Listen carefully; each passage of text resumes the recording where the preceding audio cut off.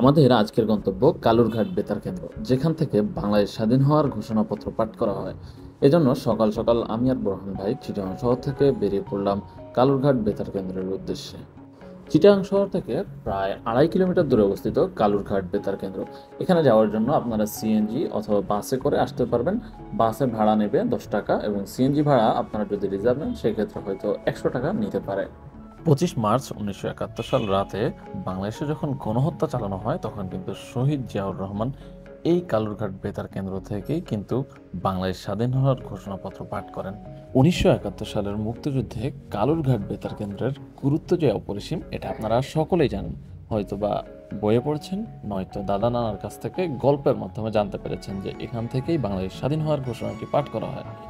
So জায়গাটা কিন্তু খুবই ইন্টারেস্টিং, আপনারা চাইলে আসতে পারেন। তবে ভিতরে কিন্তু ঢুকতে পারবেন না, বাইরে থেকেই দেখতে হবে। এবং বাংলাদেশ বেতারের একদম ঠিক বাম পাশে আপনারা দেখতে পাবেন জিয়া পার্ক। এই পার্কটি খুবই মনোরম এবং সুন্দরভাবে সাজানো। পার্ক থেকে অর্থাৎ পার্কের ভিতরে কিন্তু আপনারা খুব সুন্দর একটি বিল্ডিং পেয়ে যাবেন, যেটার নাম দেওয়া হয় শহীদ জিয়া স্মৃতি কমপ্লেক্স। এই টাওয়ারটির উপর থেকে কিন্তু আপনারা চিটাগাংয়ের ভিউ খুব সুন্দরভাবে এনজয় করতে পারবেন। এবার আসুন কালুরঘাট বেতার কেন্দ্রের টেকনিক্যাল পার্ট সম্পর্কে জানা যাক। 1954 সালে যখন সর্বপ্রথম কালুরঘাট বেতার কেন্দ্র থেকে সম্প্রচার শুরু হয় তখন এটার ক্ষমতা ছিল, অর্থাৎ ট্রান্সমিশন ক্ষমতা ছিল 1 কিলোওয়াট, যেটার মাধ্যমে 30 থেকে 50 কিলোমিটার কাভারেজ পাওয়া যেত।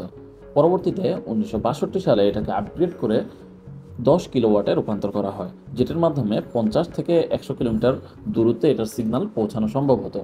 তবে বর্তমানে অর্থাৎ 1988 সালে যে ট্রান্সমিশন ব্যবস্থা স্থাপন করা হয় সেটার মাধ্যমে পুরা বাংলাদেশ এবং আশেপাশের দেশেও কিন্তু সিগন্যাল পৌঁছানো সম্ভব হয়েছে। এটির ধারণ ক্ষমতা 100 কিলোওয়াট।